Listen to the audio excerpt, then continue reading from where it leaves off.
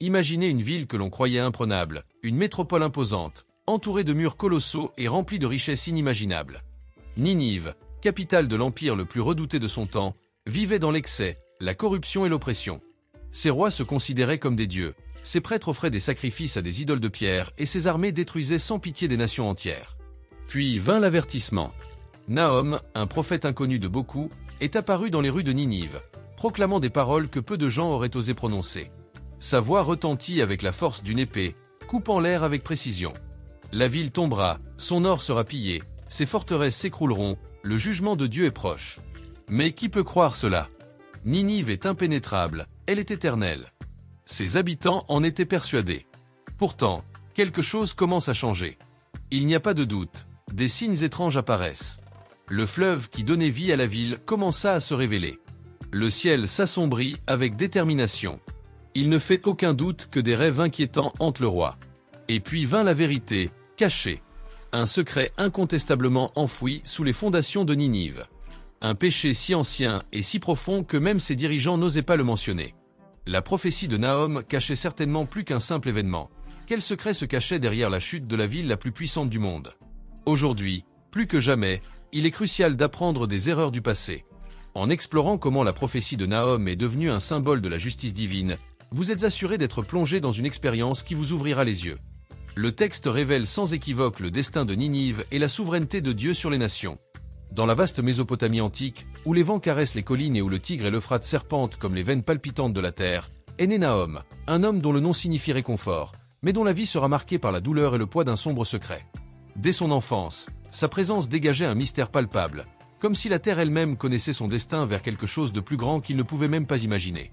Il était le fils d'Eliab, un homme juste, craint pour sa connaissance des Écritures, et de Myriam, une femme à l'âme bienveillante, mais dont le regard reflétait une tristesse cachée. Son peuple, les Israélites, vivait sous l'oppression de royaumes païens, mais craignait aussi la colère de Dieu lui-même, qui avait si souvent envoyé des prophètes pour les avertir de leurs péchés. L'histoire de son peuple était pleine de cycles, d'obéissance et de rébellion, de bénédiction et de punition. Nahum a grandi en entendant des récits de périodes glorieuses et de périodes de souffrance. Dès son plus jeune âge, les paroles de son père résonnaient clairement dans son esprit, comme des signes avant-coureurs de ce qui allait arriver. Eliab parlait avec respect et crainte des personnes choisies par Dieu pour transmettre son message. Il était convaincu que l'appel divin n'était jamais un fardeau léger. « Mon fils, ne te trompe pas, la parole du Seigneur pèse lourdement sur ceux qui la portent. Si un jour il t'appelle, obéis, même si cela te fait mal. » Nahum, un jeune homme déterminé, ne comprenait pas entièrement le sens de ces mots, mais quelque chose les faisait toujours frissonner. Si vous aimez découvrir l'histoire biblique et son impact sur le monde d'aujourd'hui, cliquez sur « J'aime » maintenant. Ce faisant, vous aiderez non seulement à diffuser ces connaissances à un plus grand nombre de personnes, mais vous participerez également à la diffusion de la vérité. Votre soutien est essentiel pour poursuivre ce voyage à travers ces sujets fascinants. Dès l'enfance, il a fait preuve d'une capacité d'écriture précoce et exceptionnelle, se chargeant de la transcription de textes sacrés pour les chefs religieux et les anciens.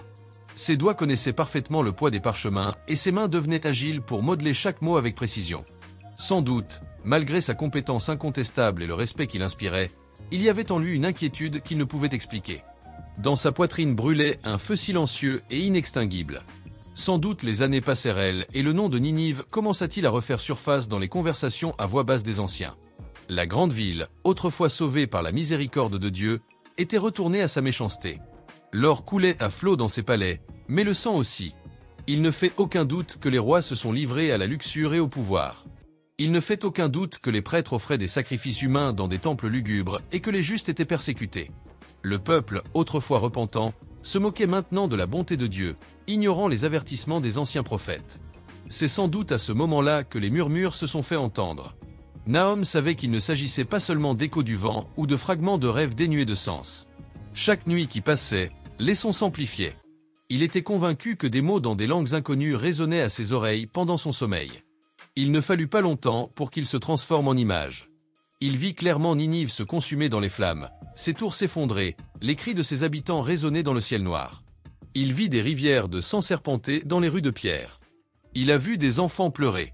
Il a vu clairement le désespoir d'une ville condamnée. Dans la dernière vision, il n'y avait pas que des images, c'est indéniable. Une voix, profonde et sans équivoque, a brisé le silence de son âme. « Lève-toi, Nahum !» Il crie contre cette ville, car sa fin est scellée et il n'y a aucun doute à ce sujet. Il se réveilla en sursaut, trempé de sueur froide. Son cœur battait dans sa poitrine, prêt à relever tous les défis. Ses mains tremblaient indéniablement. Il tenta de parler, mais ne parvint pas à articuler un mot. La pièce autour de lui semblait s'être transformée, comme si elle portait encore les vestiges de cette présence écrasante. Quelque chose en lui avait changé à jamais. Que signifiaient ces visions? Pouvait-il les ignorer? Aurait-il le courage de proclamer ce qui lui avait été révélé? Nahom ne dormit pas de la nuit.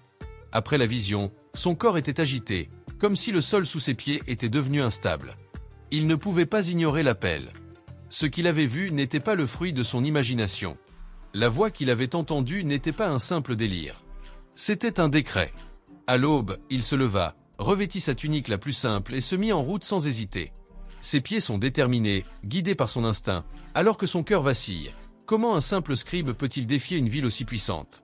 Ninive était redoutée dans toute la région, et à juste titre. Ses rois se considéraient comme des dieux, comme l'attestent les témoignages historiques. Ses armées ravageaient des nations entières.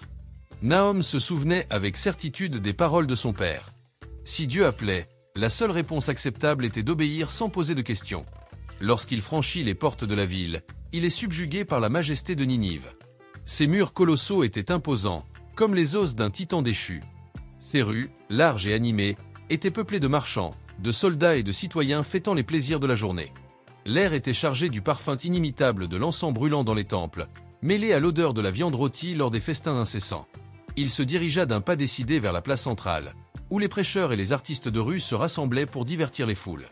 Il prit une inspiration et commença à parler avec détermination. « Ninive, ville de méchanceté et de sang, le Seigneur Dieu a vu tes actes et ta méchanceté est montée jusqu'aux cieux. Repens-toi, car ta faute est grande. Le jugement de Dieu viendra sur toi comme un feu, et personne n'y échappera. » Au début, personne ne lui prête attention, mais sa détermination est inébranlable. Les passants se pressent, absorbés par leur quotidien. Un groupe de jeunes hommes se moque de sa voix posée et de ses vêtements poussiéreux.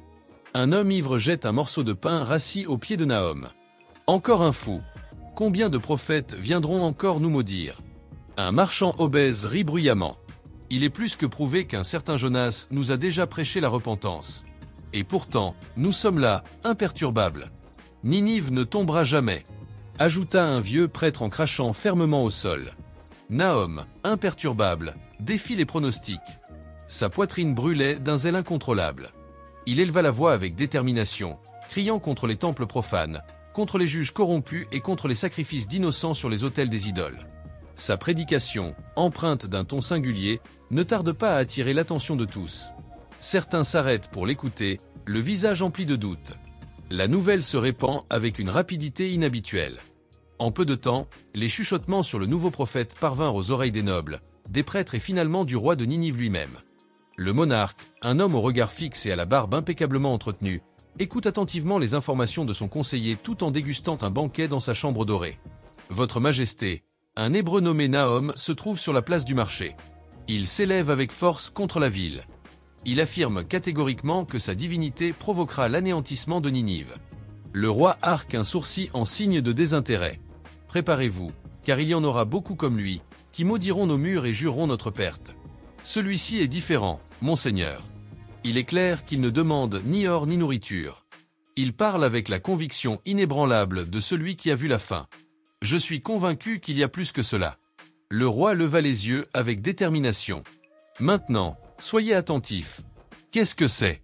Le conseiller hésita avant de poursuivre. « Votre Majesté, il y a longtemps, quand j'étais encore enfant, j'ai fait un rêve dont je me souviens parfaitement. Mon grand-père, le prêtre royal, l'a interprété avec précision pour votre famille. Il a affirmé avec conviction qu'un jour, un homme vêtu d'une humble robe se lèverait et que sa voix résonnerait comme le tonnerre avant la chute de la ville. » Le roi, imperturbable, resta silencieux. Un malaise grandit en lui. Un fragment de mémoire, oublié depuis des années, ressurgit avec force. « Ordonne à mes gardes de veiller. Ce prophète, dit-il enfin, je veux tout savoir de lui. S'il ne fait que semer la confusion, éliminez-le.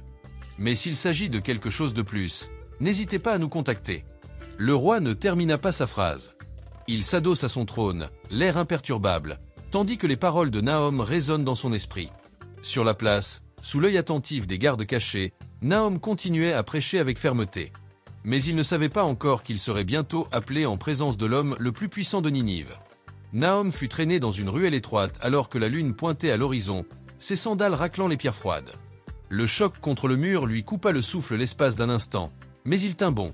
Devant lui, une silhouette masquée se tenait dans la pénombre, les yeux attentifs, la main posée sur le manche d'une dague. « Il est crucial que tu t'enfuis tant que tu le peux, prophète. » La voix, bien que graveleuse, n'était pas hostile. Nahum essuya la poussière de sa robe et releva la tête, faisant face à l'étranger avec détermination. Fuir. Il est clair que ceux qui craignent la vérité fuient. L'homme hésita, mais sa résolution était ferme. Pendant un instant, il sembla hésiter entre rester là ou disparaître dans l'ombre, mais sa détermination était inébranlable. Vous ne comprenez pas. Ninive n'est pas seulement une ville corrompue, c'est aussi une ville forte. Il y a quelque chose de vivant dans ses fondations, quelque chose qui ne devrait jamais être dérangé. Nahum n'a pas détourné le regard. Cette déclaration avait attiré son attention et il savait qu'il avait raison. « Toi, dis-moi, » demanda-t-il avec assurance. « Si tu sais, pourquoi es-tu ici?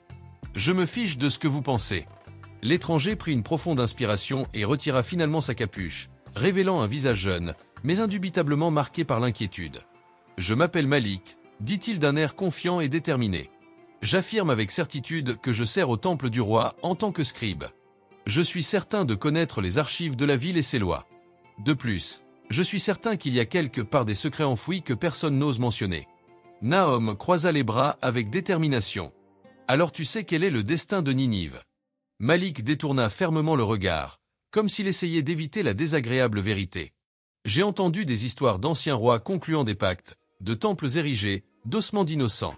Il y a sans doute des cavernes sous le palais, des passages que personne n'ose explorer et des documents qui ont été effacés des tablettes d'argile comme s'ils n'avaient jamais existé. » Nahum s'avance, la voix chargée d'un ton prophétique. « Je suis sûr que vous vous êtes demandé ce qui a déjà été enterré sous cette ville. » Un frisson parcourut l'échine de Malik. Tout ce qu'il avait appris dans son enfance lui disait que Ninive était indestructible, un empire construit pour durer éternellement. Mais quelque chose en lui, un instinct qu'il ne pouvait ignorer, lui criait que Nahum disait la vérité. « Malik, si tu sais quelque chose, c'est le moment de parler. » Le scribe hésita. Il se tenait au bord d'un abîme invisible. Jusqu'à présent, ses soupçons n'étaient que des ombres, des fragments de rumeurs anciennes. Mais s'il décidait de chercher la vérité, il ne pourrait plus faire marche arrière. Il ne fait aucun doute que le silence qui régnait entre eux a été brusquement interrompu par un cri lointain. Malik se retourna immédiatement, le cœur battant la chamade. Qu'est-ce que c'était? Nahum restait impassible, l'examinant attentivement. Un autre cri retentit, plus proche cette fois, provenant des entrailles de la ville. Malik se concentra profondément et parvint à retenir son souffle. Aucun son n'était parvenu jusqu'à mes oreilles auparavant. Ce n'était pas un cri de guerre, ni celui d'un prisonnier. Il s'agissait clairement de quelque chose de plus profond, d'une angoisse ancienne qui attendait patiemment d'être libérée. Quelque chose s'éveillait certainement sous Ninive. Avant de poursuivre, nous aimerions vous demander votre avis. Abonnez-vous à la chaîne et partagez la vidéo pour nous bénir et nous aider à continuer à partager ces histoires de la Bible. Il est clair que nous devons poursuivre la prophétie de Nahum. Malik marchait dans les rues de Ninive, confiant et avec un objectif clair en tête. L'avertissement de Nahum résonnait encore dans ses pensées, et ce cri étrange de la nuit précédente ne le quittait pas. Quelque chose n'allait pas. Quelque chose était sur le point de changer, et il ne faisait aucun doute que ce serait pour le mieux. Scribe se dirigea avec détermination vers la partie la plus ancienne de la ville, où vivait un vieil homme nommé Harith. C'était sans doute l'un des derniers justes de Ninive, un survivant d'une époque plus pure qui se tenait fermement à l'écart de la corruption qui avait consumé le peuple. On raconte que, dans sa jeunesse, il a servi dans le temple du roi, mais qu'il a quitté lorsqu'il a découvert des vérités trop sombres pour être ignorées. Arrivé à la modeste demeure de Harith, Malik frappa fermement à la porte de bois usée par les intempéries. « Entre, mon fils !» La voix du vieil homme était faible, mais ferme. Malik obéit et découvrit un homme voûté par le temps, avec une longue barbe et des yeux qui voyaient clairement au-delà de la chair. La pièce était simple mais accueillante, avec des parchemins éparpillés sur une table grossière et une lampe vacillante qui projetait des ombres dansantes sur les murs. « Je savais que tu venais ?» affirma Harith, sans même détourner le regard. Malik hésita, mais son regard était empreint d'une certitude qui dissipait tous les doutes. « Tu savais ?» Le vieil homme hocha la tête avec détermination. « Les ténèbres bougent, Malik. Nahum n'a pas été le seul à nous mettre en garde. et je suis sûr qu'il ne sera pas le dernier. Mais il y a quelque chose que tu dois comprendre avant de passer à l'étape suivante. Malik eut un frisson. Je ne sais pas.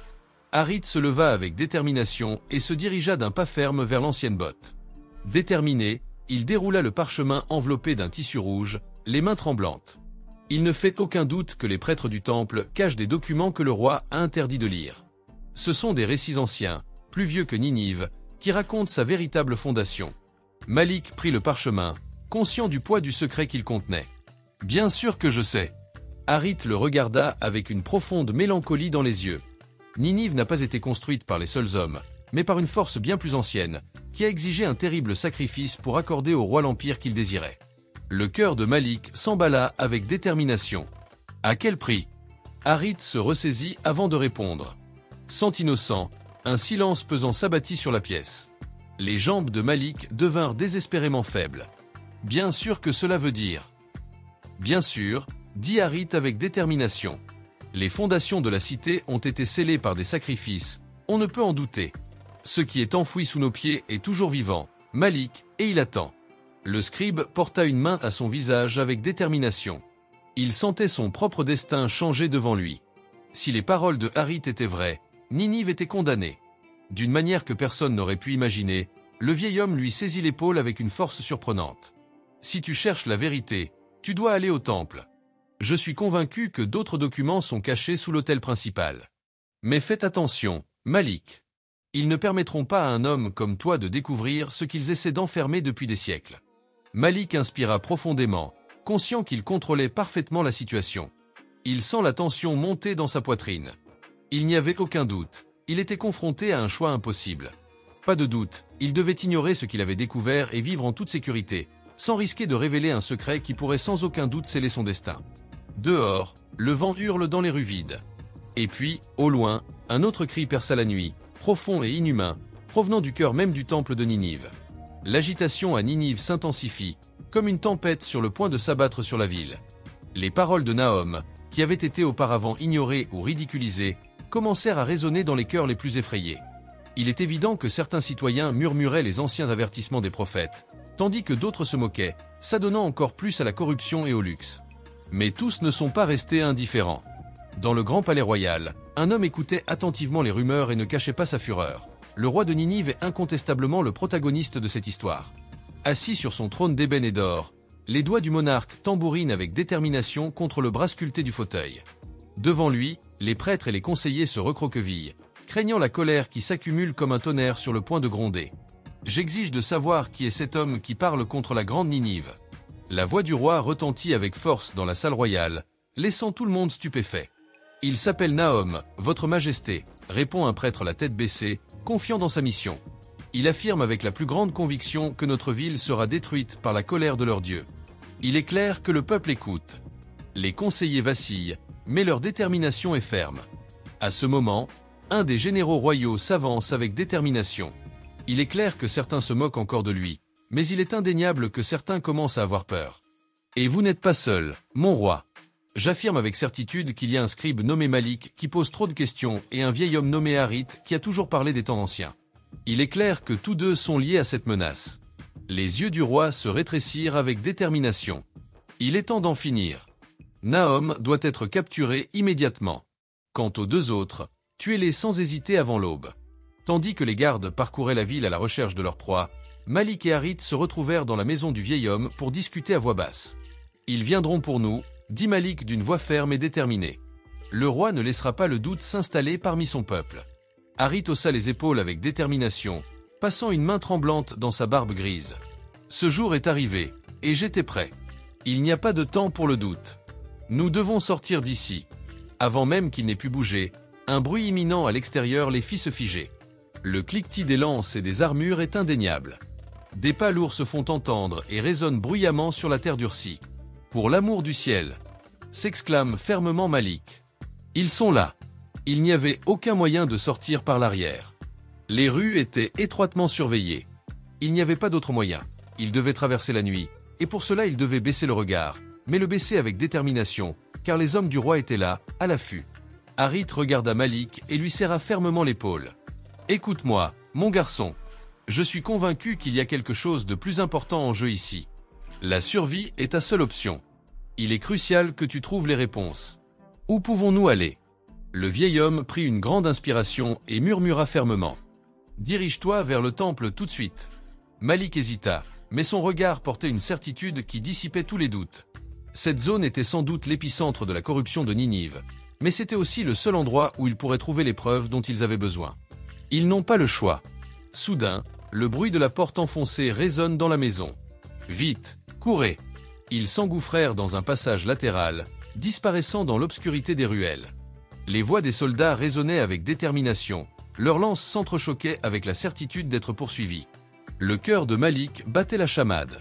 C'est alors qu'il réalisa une chose terrible. Ils n'étaient pas seulement en train de fuir, ils étaient traqués. La nuit tombait, lourde et enveloppante, tandis que Malik et Harit avançaient avec détermination dans les ruelles étroites de Ninive. L'air était épais et chargé de l'odeur caractéristique de la ville. Un mélange de fumée, d'épices et de quelque chose de pourri se cachait dans les ruelles oubliées, dans un millier de cachettes. Les pas des deux hommes étaient rapides, mais aussi méticuleux. Tout bruit plus fort que leurs paroles risquait d'attirer l'attention indésirable des gardes qui patrouillaient dans les rues à la recherche de Nahom et de tous ceux qui osaient défier le roi. Harit gardait sa position stable et ses yeux écarquillés, attentif à tout mouvement dans les ombres qui l'entouraient. Il connaissait la ville comme peu d'autres, et il ne fait aucun doute que ses mains calleuses avaient franchi ces mêmes murs de pierre dans le passé, lorsque la persécution des justes n'était pas encore aussi féroce. Malik, quant à lui, sentait son cœur battre dans sa poitrine. Il n'était ni un guerrier ni un prophète. C'était un scribe, un homme habitué à consigner des histoires, pas à les vivre. Et le voilà qui se lance dans une course contre la montre pour découvrir une vérité enfouie depuis des générations. Le temple se dressait devant eux, imposant même sous la couverture de la nuit. Ces colonnes imposantes se dressaient comme des sentinelles impassibles, gardant jalousement les secrets que les prêtres protégeaient avec ferveur. La mâchoire de Malik se décrocha lorsqu'il contempla les portes gravées de symboles anciens. Malik sentit son cœur battre dans sa poitrine tandis qu'il avançait derrière Harit. Le passage étroit leur permettait à peine de se déplacer en ligne, frôlant les murs humides et froids. Chaque pas leur rappelait qu'ils franchissaient une ligne interdite, qu'ils risquaient tout pour chercher la vérité cachée. Harit, la main tremblante mais ferme, murmura. « Rappelle-toi, Malik, qu'il n'y a de véritable lumière que celle qui vient de Dieu. Ceux qui cachent la vérité dans les ténèbres craignent d'être démasqués. Mais nous marchons vers la lumière. » Malik ferma les yeux un instant. Au fond de lui, il sentait que ce n'était pas seulement un parchemin qu'il cherchait. C'était quelque chose de plus grand, la certitude que la vérité de Dieu ne peut jamais être entravée ou cachée pour toujours. De même qu'ils ont tout risqué pour rechercher la connaissance, de nombreux hommes et femmes à travers l'histoire ont risqué leur vie pour apporter la vraie lumière au monde, Jésus-Christ. Il n'est pas venu pour cacher la vérité, mais pour la révéler. Il n'est pas venu pour condamner dans les ténèbres, mais pour offrir le salut à tous ceux qui croient en lui. Aujourd'hui, nous sommes nous aussi invités à sortir des passages obscurs du doute, de la peur et de l'ignorance, pour marcher dans la lumière du Christ, où tout a un sens et où l'on trouve la vraie liberté. Je vous invite à poursuivre cette recherche avec nous. Abonnez-vous à la chaîne et rejoignez-nous dans ce voyage, où chaque histoire, chaque trace du passé, nous conduit toujours à la seule vérité qui ne peut être réduite au silence. Jésus-Christ, la lumière du monde. Rendez-vous dans la prochaine vidéo. Que la lumière du Christ guide toujours vos pas.